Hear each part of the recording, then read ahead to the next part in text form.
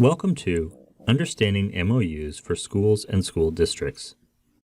This brief video will introduce MOUs, or Memorandum of Understanding, and why they are an important part of a school's emergency operations plan.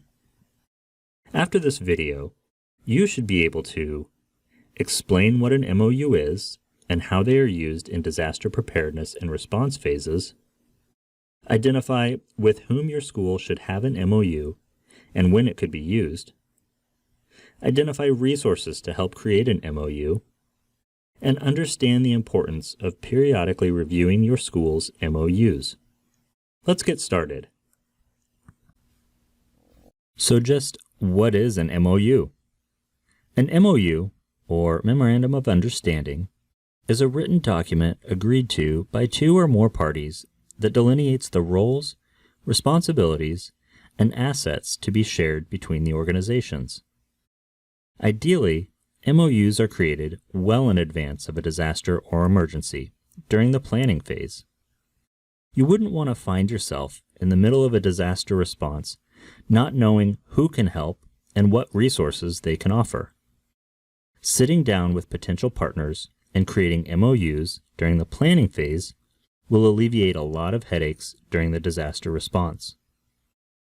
Schools can create MOUs with other partners to ensure the disruption caused by a disaster is minimized.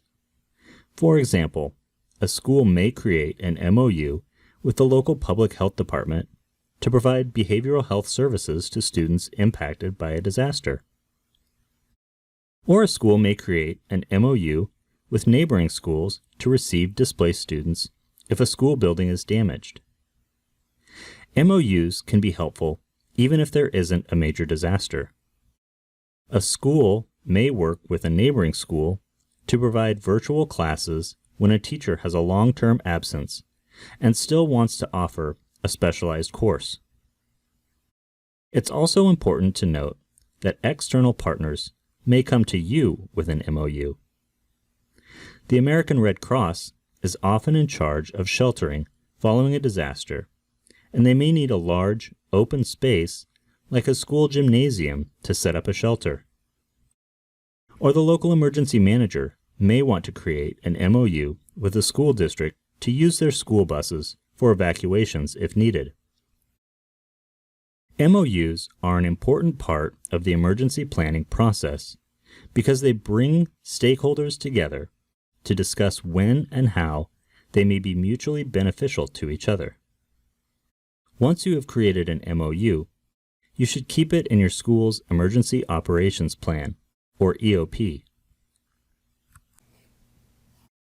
Now that you know what an MOU is and what it is used for, let's talk about who your school or school district should have an MOU with. If you think about it, a school could have an endless number of MOUs with local businesses, public works, hospitals, nonprofit organizations, the list goes on. But doing that would take up valuable time and ultimately is unnecessary. At its core, an MOU outlines how two or more parties will interact and provide services during an emergency response. So it's helpful to think about your EOP as a whole and what gaps may exist in it. Does your EOP address how you will continue to provide school lunches if a cafeteria is unusable? If not, it would be helpful to create an MOU with other schools in your area that can accommodate students to provide meals. Does your EOP address how you provide internet capabilities for students who don't have it, but need to attend remote learning? If not, an MOU with your local internet provider will address that gap.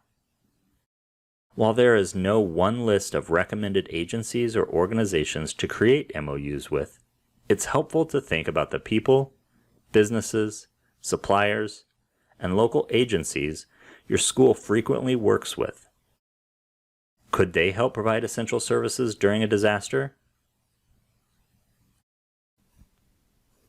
Once you've identified who you want to create an MOU with, you'll need to know how to go about doing it. The great thing is, you don't have to start from scratch. you have lots of resources at your fingertips. Often, the organization or entity with whom you're creating an MOU has experience in writing them. Emergency managers, hospitals, public health departments, public safety, nonprofit organizations, they all have experience creating MOUs to supplement their own EOPs. Additionally, the Readiness and Emergency Management for Schools Technical Assistance Center, or rems.ed.gov, has several examples of MOUs that schools have created. To find these examples, just type in Memorandum of Understanding using the search feature in the toolbox on the rems.ed website. MOUs are not complicated and are often quite short. They typically include an introduction and purpose section, identifying who the parties are in the MOU and the reason for creating it. A responsibilities section lists what each party agrees to do during a disaster response. There is generally a section outlining how long the MOU will remain in force, and a place for all parties to sign and date the MOU. A sample template can also be found here. Finally, it's important to think about your school's MOUs, along with your EOP, as a living document. MOUs should be periodically reviewed to ensure they are still accurate. People's role within an organization may change over time, or responsibilities shift, and you would hate to find out in the middle of a disaster response that an MOU that you created 5 years ago is no longer relevant. You should review your MOUs annually and update any information that has changed. For example, if you have an MOU with your local health department and there is a new director, you should update the MOU with the new director's information and their signature. You should also update any roles and responsibilities that have changed. This is a good way to stay engaged with your external partners when there is not a disaster, so that if there is one, everyone is on the same page. We hope you found this information helpful and feel confident about creating MOUs to be included as part of your school's emergency operations plan. You can find more information about MOUs and school emergency operations plans in general by going to the Readiness and Emergency Management for Schools Technical Assistance Center website at rems.ed.gov.